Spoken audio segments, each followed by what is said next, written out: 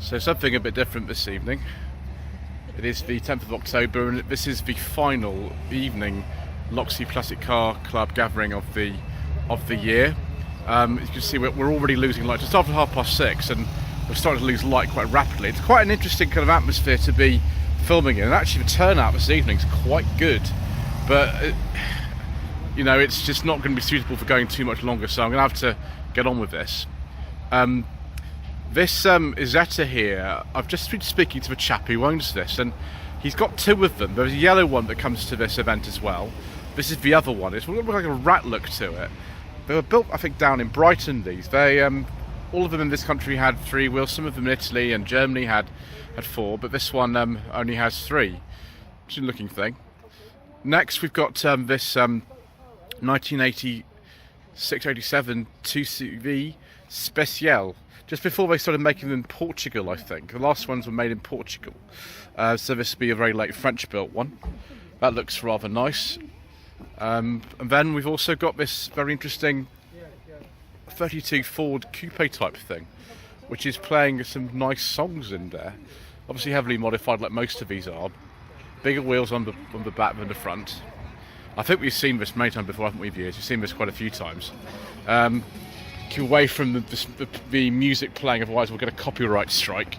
So I'm not looking forward to. Oh, we almost fall over there, viewers, but not quite. You haven't quite succeeded in seeing me fall over on camera yet, which some of you want me to do, but I'm refusing at the moment. Right, let's move on to the next thing. I think we see something interesting on the other side of this Mercedes-Benz. My goodness gracious me, an A86. Corolla 11 they used to call these. Now, we did get these over here officially, but I think this is probably an import. Most of them you see these are imports. Back in the early 2000s, I was introduced to a 90s series by my housemate at university called Initial D. And a lot of you will know exactly what that is, but the main car in Initial D is one of these. It's 11, as you can see at the back. Like this, although the style of the car that's actually on all the posters and things is a Sprinter Tirreno, which is the one with the pop-up headlamps on the front. There is 11 in there as well, which is an A85 I think, but the main one is the Sprinter Tirreno, which had the pop-up headlamps. It's very similar. We didn't get the Tirreno style cars in this country. We only got the 11 style like this one. That's 86, 87. Worth a lot of money actually, they said. Any A86 is worth a lot of money. Then we've got this, I think it's a 1970 or 71 Lotus Europa. I have a feeling that this one still has a Renault engine. I could be wrong. Later ones have Lotus twin cam. Oh my gosh, it's for sale. Ooh, call 07759870675. As Mr. Bill from the Fuel Power channel says, this could be yours. It's almost identical to the one that was used in the 68, 69 series of the Avengers, which was a 68, very early 68 Series 2, which wasn't available for right ahead of production mostly until later. Rear visibility is, well, shocking really, but there we go. Electric windows in these actually. The original Series 1 Europas don't have opening windows at all. This one does, so I think it's a Renault engine in those. And then we've got this beautiful Rover SD1. It's a 3500, I think it's a 1977 this car. It's a very early one. It's not as early as the one used in Professionals than the new Avengers, which was an April 76 car, I think it was, that one. It's not as early as that, but it's still quite early. You've got all the sort of early characteristics. It's got these particular wheels on it. We've got the skeleton badge on the front. We've got the black plastic mirrors. All the sort of early features of the old SD1s. And then, yeah, very different from the 86 one I drove actually earlier this year, which was a Vitesse twin plenum. Then a very nice Camaro. Don't know what year that is, about 2012 or something perhaps. It's very mean, isn't it? And then we've got some minis, because we've got minis at every one of these events that we attend, and this final evening one for the year is no exception. These three look like they're mainly from the 1990s. This is 94, 95. This will have the 1.3, probably the single point injection on this. It's not a Cooper or anything. What specification is this, actually? It is a Mayfair. Okay, fantastic. We like that. Mayfair's a good view. We've got luxury in here. you can't really see very well because the light's already fading, but it's actually got a wooden dash in this one. Very nice. Then we've got one that's a little bit different, one of the special editions here. We've seen this, I think, before. It'd be sort of 92, 93. This would be an early single-port injection car. I think these actually have the correct wheel trims for it as well. So the Neon by Mini, which is a strange thing to call it, but there we go. And this is not Mr. Bill's car from the Fuel Power channel. It's very similar to his. This is a Sprite, and we've got some Mini Light style wheels on this one. Those wouldn't have been standard. Would have had probably wheels like that Neon Mini there. But again, around the same kind of era, like maybe, I don't know, 1993, 1994, something like that. Jersey plate on that one. And then we've got something that's just pulled up, which is extraordinary. Looking at these sort of older Fords, they're popular from the 50s. I think quite a few people have these as sort of first cars. I know my grandparents had one of these in the family back in the 50s. It was kind of like a sort of continuation of the older Citroen Beg Fords, when the newer ones had come in, the sort of more modern ones like the Anglian Prefect, and it was Britain's cheapest car. Most of them are black, I think. That one's not, obviously. And then we are in some very familiar territory here. This is the 1964 Citroen DS19 that I drove on Tweed Jacket Reviews a while ago. This is actually a South African car, originally registered in, I think, Pretoria or something like that. So it's got a different dash in it and things. I mean, you can go on the Tweed Jacket Reviews playlist and have a look at this car.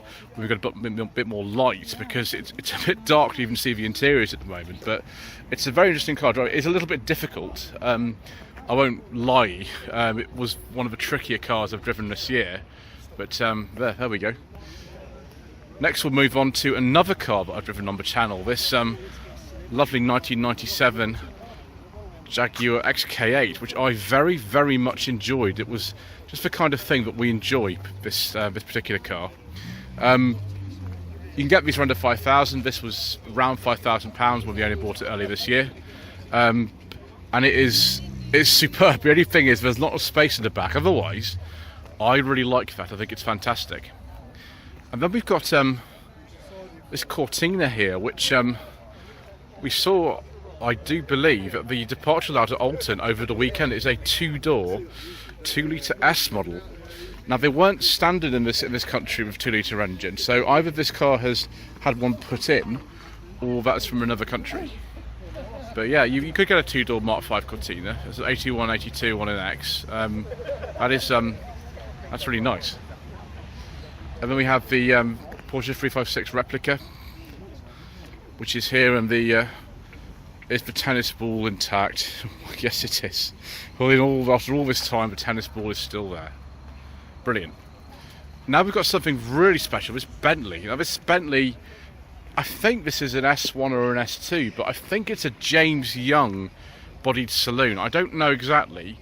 It's something like that. There was a very odd series in the late 60s called Department S, and a character called Jason King, played by Peter Wingard, drove one of these. It was like a burgundy colour, but it's almost identical to this, apart from the colour. So I know a little bit about them, but not tons. Then we've got an MGB, because we can't have a classic car event in this country without an MGB. And a Morris Minus turned up, so we're going to have a look at that later. But yeah, of course. This one has no bumpers, which is fine. Wooden steering wheel of things. Can't remember this colour now. It doesn't look too good in this light. It's a bit different, but there we go. So 6970, and then look at this. This very, very nice Aston Martin, which I have not. So far, because you had to have a go in, because I can't find anybody to cover the insurance properly on it. But there we go. Maybe one of these days we'll work out something with that. And then a very, very nice Alfa Romeo 105 Series Coupe, 70 to 71 on a J. I have actually driven one of it. I drove it years ago. I did a walk around of it in 2019. But I didn't actually film myself driving it, because at the time we only had one format of videos, and that was Tweed Jacket Reviews, which was always filmed with somebody else. Fantastic. 1750, this particular one. I can't remember if these were called the GTA or something. They're called different things depending on the engine size. The one I drove was a GT Junior with a 2-litre engine in it. But they are incredibly handsome car, the 105 series coupes. I really like that actually. I also like this TVR very, very much. 92, 93 on a K. Dark blue, and actually we can still see in here with a nice cream leather interior. It's not very obvious at the moment, it's getting very dark here. Someone's not turned that light on, which doesn't really help, but yeah, very nice Griffith with the, let's get this right here, the Cavalier Mark III rear lights, which you can't really see.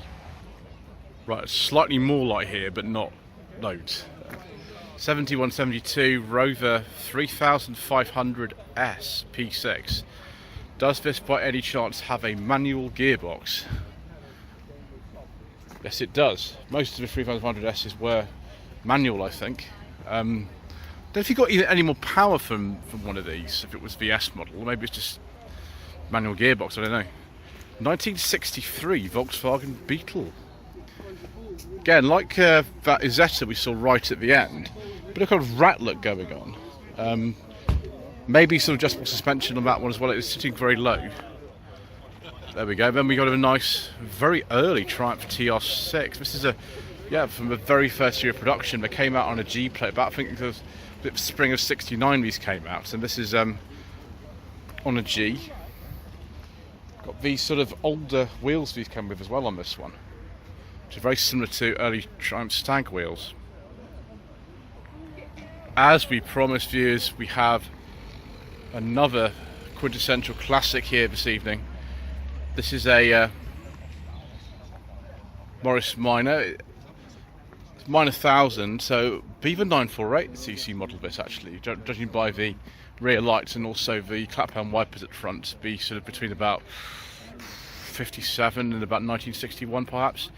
Some of you will be able to identify this a bit more than me. I'm not really an expert on Morris Minors. I've driven a couple of them, but I wouldn't say I'm that familiar with them in comparison with some of you. It's very nice though, that colour's beautiful.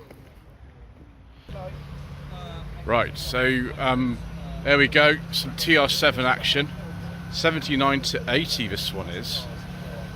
Drophead Coupe came out, I think 79. Let's have a look at the back of this and see where it was made. Well, that is a Canley built car. It's got the earlier boot lock on it. My gosh, the phone's not really picking up this very well indeed. It is just getting a little bit too dark. I'm just hoping that you'll be able to see this Alfa Romeo Sprint. I think this is an 82 or an 83. We saw this, I think, in the summer at some point. I absolutely love this car. I think it's absolutely amazing. It even says 105 on it, like the older 105 series coupe there, but I think that is absolutely amazing. Based on the Alphao platform.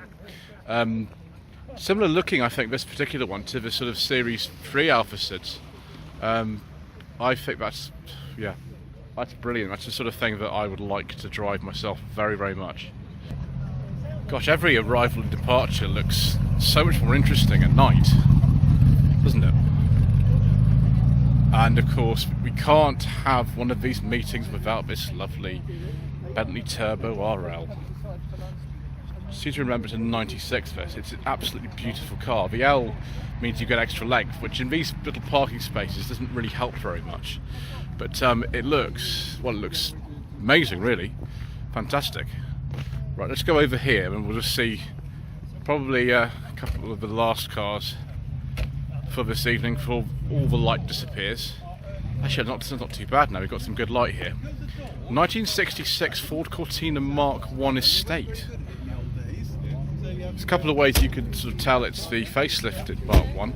First of all, it says Cortina Alpha console on the front. The grille is different, and also on the back we've got the airflow ventilation. With the side stripe, is that a deluxe or super? I don't really know. I'm not enough of an expert to be on really anything to be able to tell you, but there we go. So as we pass this very nice kind of replica, that is it from me, and just remains to say thank you very much indeed once again for watching. Please don't forget to subscribe to the channel, like this video, leave a comment below, and we'll see you again back in daylight for some more incorrect information.